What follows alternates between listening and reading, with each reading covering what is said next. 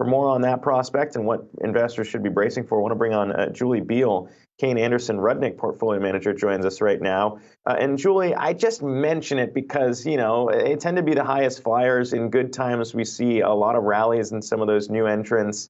In bad times, that can reverse quite quickly. So, I mean, when you're looking ahead to 2022, what should maybe investors be taking from that, and how do you see the year shaping up? Well, I think what we've seen is an extension of valuations. It's most obvious in the tech sector, but it's actually been across sectors. And I think the quality of IPOs that are actually coming to market has been steadily declining. The sizes of banks that are bringing them, and now it's kind of the mid-tier banks that are bringing IPOs.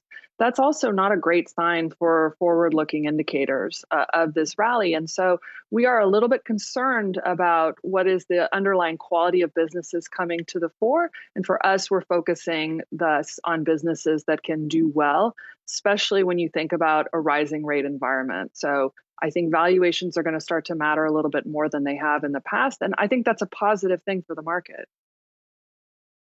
Julie, you've noted something in the notes you sent us saying, you'd look pretty smart at the end of the year if you bought the dip and then asked questions later.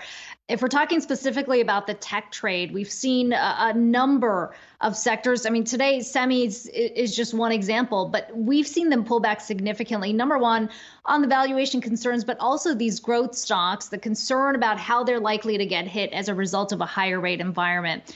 What are some of these pullbacks that you've been watching that you think particularly offer good value now that we've seen some of those declines?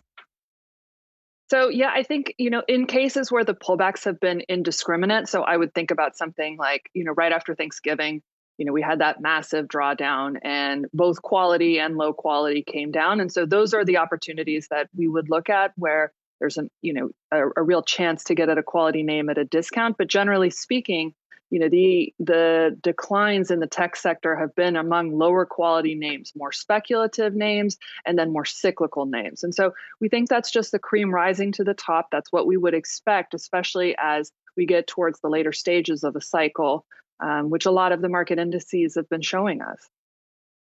I guess the other big things to watch, of course, as we always do watch, but this year being a election year, watching what plays out in D.C. And you flagged two things, not only in terms of, I guess, what happens with Build Back Better plan, but also what happens when it comes to regulation, and particularly how that might impact some of the crypto names out there too. I mean, what are some of the takeaways there in terms of how those two things could go, how those coins land on the ground, how investors maybe should be playing around some of the volatility there?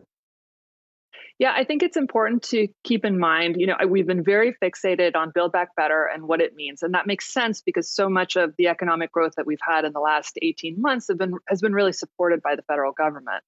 What I'm thinking more in terms of is what's happening on the regulatory front, because we have newly installed regulators who are thoughtful and very motivated to have an impact. On the FTC side, Lena Khan, I think, is going to have a real impact in terms of looking at the level of concentration, particularly in the tech sector. But there are other opportunities for her as well. She's been inundated with the number of M&A transactions coming through the pipe. So I think it's an opportunity for her to kind of make her mark with a few landmark cases, a little bit like what's happening in the Elizabeth Holmes trial, where it's a high-profile case and it causes people to rethink some of the actions that they've taken under more lax regulatory environments. On the crypto side, Gary Gensler has been very outright in talking about the risk to the small investor. And I think that lens really is going to inhibit some of the more predatory practices that, crypto can sometimes fall under because it's so underregulated. So generally speaking, I think regulation is a positive for crypto longer term, but in the short term, I think it will impact those that are actually supporting the crypto markets, so the exchanges, et cetera.